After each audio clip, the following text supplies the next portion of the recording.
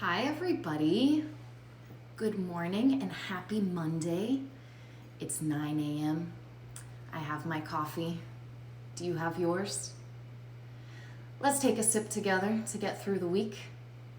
Cheers. All right, DaniBee's community. We're going to continue talking about fixed versus growth mindset today. And we're really going to talk about fixed mindset self-handicapping behaviors and how I see those behaviors manifest in my field, which is gymnastics and fitness. So first we're going to do a quick overview of what I've already talked about. And I don't know if you guys know, but I do these presentations at gyms. I've spoken at USA Gymnastics Congress about how to create a growth mindset atmosphere in your gym. So I have my computer here today so that I can look at my notes. And if you notice, I'm in Las Vegas right now. I'm visiting friends and family. I'm in a friend's house. So I feel very professional at a table with my computer and my mindset book. And of course, my cup of coffee. So let's go over what we've talked about before. So overview of what a growth mindset outlook looks like. So a person with a growth mindset, they believe that their abilities are forever changing and improving. They don't see them as fixed. They can grow and improve all the time. They see challenges as good for them. Challenges make them grow, they get better, and they see that effort is fruitful. They will improve if they put effort into it. They see the success of others as inspiring and motivating. Last week we talked about a mastery-oriented response to failure. So they see failure as what they can learn to improve so that they don't fail again next time. They don't label themselves from their failure. They do not blame their innate ability on their failure either. It's just a way that they can improve. So they really rely on learning goals. Learning goals are more important than performance goals. How they got to the end result. The process matters most so that they can adjust and do better next time. Now that is the mindset and the outlook that we should all be striving for. Us as parents, us as coaches. We also need to consider how we as coaches and parents, if we have a growth mindset, we look on how we can improve our teaching techniques to best educate our children as well. If we are stuck in a fixed mindset and we don't believe that we can improve ourselves, then we're not going to be the best for our children. So let's go over a fixed mindset outlook, just a quick overview before I go over the self-handicapping behaviors that I've seen. Okay, so a fixed mindset outlook, and remember, I used to be a fixed mindset gymnast. I was a fixed mindset kid, and going over these, when I do look at these, I can't believe that I used to really think this way now that I've changed to a growth mindset. But it's real and it's there, and I see it in kids all the time. So a fixed mindset outlook, they believe that their abilities are static. They feel like there's not much they can do with their innate ability. They're born with their ability. They believe in talent, and there's not much room for improvement. So what happens is they avoid challenges. They don't want to show people that they can't do something because that will mean that they suck at it, right? They innately are not good at it and they don't want to show people that. They see effort as fruitless. So they feel threatened by others' successes because they don't believe that they can ever get to that level that they are. So they don't like to see other people improving and getting better than them because it makes them look worse. They have a helpless response to failure. So if you remember from the last lecture I did on Coffee with Coach DaniBee, I talked about how they blamed their ability level on their failure. So they saw that when they failed, it meant that they were stupid, they were dumb, and that they labeled themselves according to that failure. They also inflated their failures and shrank their successes. So gymnastics coaches out there, I see this a lot after a gymnastics competition. if you have a kid that hits 3 events amazingly, it was one of the best meets on those 3 events, but they fell on balance beam. They had one fall. They will see that that one fall makes them a terrible gymnast, and they'll fixate on that one fall, even though it was the best meet of their life on the other 3 events.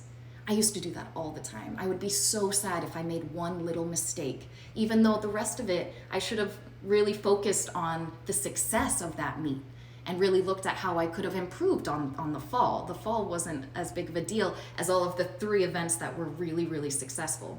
And you'll see these kids get so down on themselves when they make that one little mistake.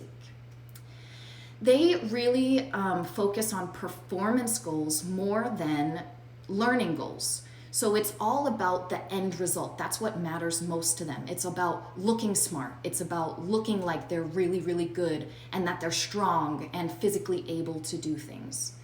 It's not whether or not they learn something. So if you get kids that are just focused on getting that A and they get the F, they don't really care that they don't know the subject. They just care that they got an F, right? They just care that, oh, now I got an F, people are gonna think that I'm dumb. That was me. I really cared about my grades and not about learning and what can I learn from this F. I need to educate myself a little bit more and maybe put some more effort into studying and things like that. So today, I want to talk, now that we've gone over the overview, I want to talk about how I see these fixed mindset behaviors manifest in my classes. So I want to remind you, I'm taking all my information from this wonderful book, Mindset, and I'm taking the information in here and applying it to my field and how I see it in gymnastics and fitness and how you probably see it in your kids at home. They do homework. You see them all the time trying to do push-ups and being in my class. So how do we see these self-handicapping behaviors? What is self-handicapping?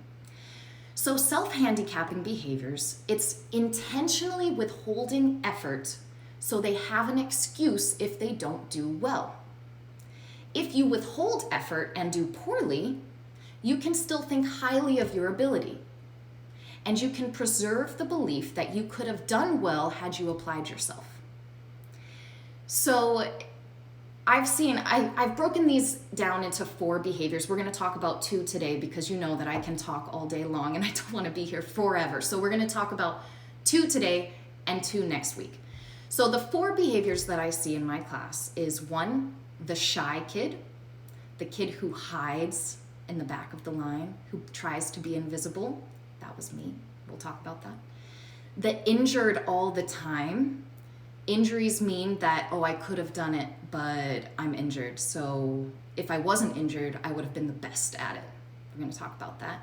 Next week, we're going to talk about the class clown. So someone who's just like, oh, I'm not taking it seriously. If I don't take it seriously, then that's my self-handicapping behavior. I could have done it really, really awesome, but I don't even care. It's just silly to me. And the troublemaker, someone who's distracting your attention from the fact that they can't do something on their troublemaking behavior of, I'm going to distract you and I'm going to push this kid instead. So you focus on the pushing of the kid instead of me not being able to do 10 push-ups. So let's talk about the shy kid, and I want to read directly out of Mindset today because it's the best book in the world. So here in the book, Jennifer Beer did a study on shyness and mindset. And what she found was that people with a fixed mindset were more likely to be shy. This makes sense. The fixed mindset makes you concerned about judgment, and this can make you more self-conscious and more anxious. But there were plenty of shy people with both mindsets. And when she looked at them more closely, she found something even more interesting. Shyness harmed the social interactions of people with fixed mindset, but did not harm the social interactions with people with the growth mindset. So that's the difference, is if you are shy and you have a fixed mindset, you're constantly feeling like people are judging you and they're gonna look down on you. If you do speak, if you do present yourself, you're going to look like you're dumb or be labeled and judged. People with a growth mindset who are shy, they're constantly trying to improve their shyness. By the end of these interactions, if you read more in the book, the people with the growth mindset finally opened up after about 5 minutes and tried to improve their shyness. Where people with a fixed mindset like me, for people who knew me when I was, when did I become insanely shy? From 12 to, goodness me, through college, 23, I was so shy. And it was because I felt like I didn't want to give people a reason to judge me, so I would just stay quiet. When I was a level 10 gymnast, I would always hide in the back of the line. I was really good at being invisible. Nobody would notice me. So I would avoid taking turns, because if I avoid taking turns, no one would know that I couldn't do it yet, which is silly. We want to continue improving by taking tons of turns to get better. So I was self-handicapping and I wasn't reaching my fullest potential as a gymnast. So that's shyness. And I'm not saying that if you encounter a shy kid that they're definitely fixed mindset, and that, I mean, it's always good to work on your mindset and to always try to be a growth mindset, but it doesn't mean that if you're shy that you have that outlook on life. But it's something to consider. The injured all the time. So guys, this is really crazy, but I would secretly like being injured. When I was injured, I had an excuse. I had another excuse. So I wasn't a US citizen growing up. I had a green card because I'm South African and British, for people that don't know that. I became a citizen when I was like 20. So what that meant was, as a level 10, I would do really well at regionals and I would qualify to go to nationals, but I wasn't able to compete because I wasn't a citizen of the US. I loved that because I made it to nationals. It was really easy to make it to nationals because I was really young and there weren't a lot of kids in my age group in Region 6 in New Hampshire, where I grew up. And so it was super easy to make it. And then it was like, oh man, I would have done so well if I could have gone to nationals. But poor me, I'm a US citizen. I'm not a US citizen, so I can't make it. That was a huge self-handicapping behavior that really worked in my favor back then. And being injured all the time, that injury is an excuse to not have to show that you can't do something. So if I hurt my ankle, oh my goodness, how awesome that was, that I wouldn't have to practice. I could have done it, guys, but my ankle is injured, so I can't. So I've seen this in my class. I see this all the time, but an example, I had mobile gymnastics and I would teach after school gymnastics at schools. And I had this little girl, it was a beginner class. She had never really done gymnastics before. And she came in with a taped ankle. So her mom taped her ankle early in the morning, and she had that tape on all throughout the day in school. And she came up to me, oh, I have a really sore ankle. I was like, okay, really listen to your body. Make sure that you're not pushing yourself. You need to take rest if it hurts. She was fine. She was running around. She was jumping on everything. She was totally fine until we got to cartwheels. And all of a sudden, she was like, oh, I have this hurt ankle. I really can't practice. And what I said was, okay, like, it seems that your ankle was fine when you were jumping and running, and it looks like maybe you just are a little bit afraid of trying cartwheels because you don't know how to do it yet. And that's why I'm here, right? I'm here to help you learn how to do something new. You shouldn't be able to know how to do a cartwheel on your first day of gymnastics. So let me help you. Let me show you just basic steps. And we started with donkey kicks. And just, how does that feel on your ankle? And she was like, oh, it feels okay. Because I made her comfortable with not being able to do something yet, right? She saw all her friends already being able to do cartwheels. So she was like, oh, I don't want to even show my friends that I don't know how to do it. So being able, as a coach, as a teacher, to make kids feel okay with not being able to do something yet. And that's the key word. You can't do it yet. That doesn't mean that you're not going to be able to do it forever. I'm here to help you. That's my job. My job is to help you coach, help you get better and be the best gymnast you can be.